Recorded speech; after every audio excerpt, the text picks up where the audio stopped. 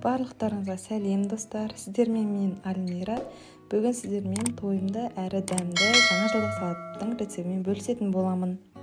Бізге ең бірінші піскен тауық еті, және де сыр, грек жаңғағы, кукуруза, піскен сәбіз, картошка және де жұмыртқа, майонез қажет. Барлығын қайнатып пісіріп алғаннан кейін етімізді кубиктап турайтын боламыз. Піскен сәбіздің жартысын бетін әсемдеуге дөңгелектеп кесіп аламыз, қалғанын үккіштен өткізетін боламыз. Дәл солай картошканы, жұмыртқаны, сырды үккіштен өткіземіз, ал грек жаңғағын біз ұсақтайтын боламыз.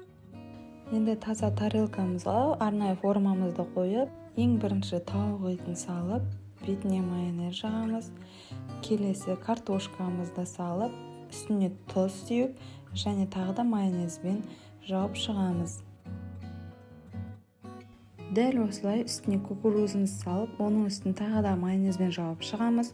Одан кейін піскен сәбіз, оған тағы да тұз сеуіп, майонезбен жауып, сырды себеміз.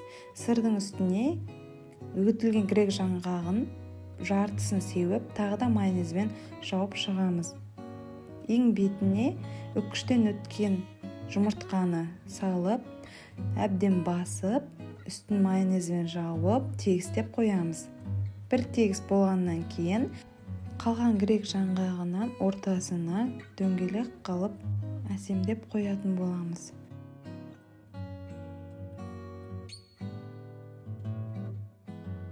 Салатымыздың сыртындағы дөңгелекті жаймен ақырын салатымызды бұзып алмай аламыз.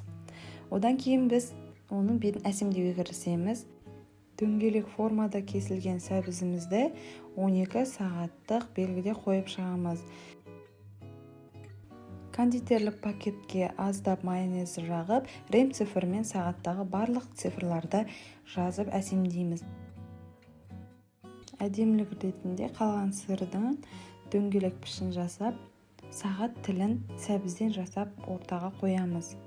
Мінекей достар, біздің осындай әдемі әрі тойымды салатымыз дайын болды. Үйде жасап көріңіздер, дастарханның сәнін келтіретініне сенімдімін. Рецепт ұнаса каналымызға тіркеліп, лайк басуды ұмытпаңыздар. Ас болсын!